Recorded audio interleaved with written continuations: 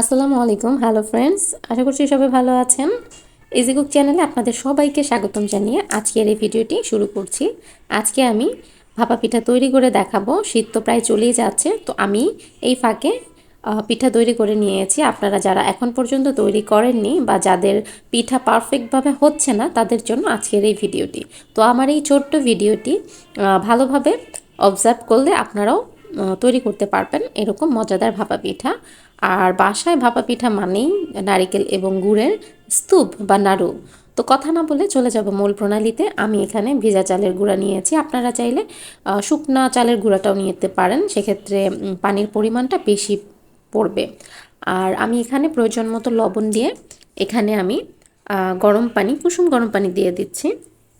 তো আমি হাত দিয়ে আস্তে আস্তে করে মিলিয়ে নিচ্ছি। এখানে একবারে পানি দেওয়া যাবে না, অল্প অল্প করে এভাবে মিশিয়ে নিতে হবে।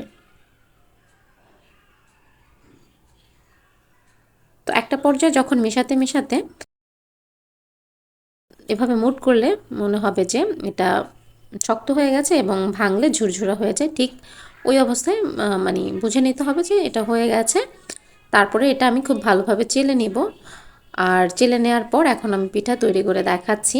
আর আপনারা এই ফাঁকে পিঠাটা যখন পানি দিয়ে মেশাবেন তখন প্রায় 20 থেকে 30 মিনিটের মতো রেস্টে রাখবেন, এতে করে পিঠাটা খুব সফট হবে।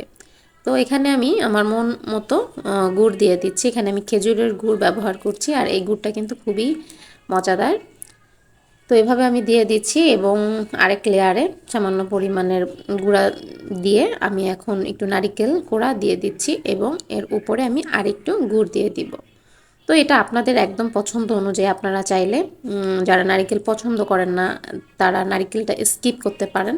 আবার অনেকে মিষ্টি পছন্দ করে না বা ডায়াবেটিক্সের রোগী যারা, তারা চাইলে শুধু যে গুঁড়াটা আছে সেটাও এভাবে ভাপা পিঠা ভাবে বানিয়ে খেয়ে থাকে। তো এখন আমি একটি পাত্রে প্রায় 3/1 পানি দিয়েছি। যখন পানিটা ফুটে এরকম ভাপ চলে এসেছে তখনই আমি এটা দিয়ে দিচ্ছি একটি সুতির কাপড়ে। তো আপনারা চাইলে নেটটা ব্যবহার করবেন, অনেকের বাসায় নেট থাকে, যেমন ফল কিনতে গেলে যে নেটের ব্যাগগুলো দেয় সেগুলো সব থেকে বেশি ভালো হয়। যাই হোক, আমি এটাতে দিয়ে দিচ্ছি এবং ঢেকে 2 মিনিটের মতো অপেক্ষা করেছি এবং 2 মিনিট পর আমি এটা নামিয়ে নিয়েছি। আর আমার পিঠাটা আসলে কি আমি পাতলা করে বানিয়েছি, কারণ কি আমার কাছে পাতলাটাই ভালো লাগে। কারণ আমি মিষ্টিটা অনেক পছন্দ করি, এতে করে সাদা পিঠাটা ওয়েস্ট হবে না, কারণ আমি একদমই মিষ্টি ছাড়া এই পিঠাটা খেতে পারি না। তাই আমি এভাবে পাতলা করে বানিয়েছি। আপনারা চাইলে একটু মোটা করেও বানিয়ে নিতে পারেন। তো আশা করছি আজকের রেসিপিটা আপনাদের কাছে ভালো লেগেছে। ভালো লাগলে অবশ্যই লাইক করে আমার পাশেই থাকবেন।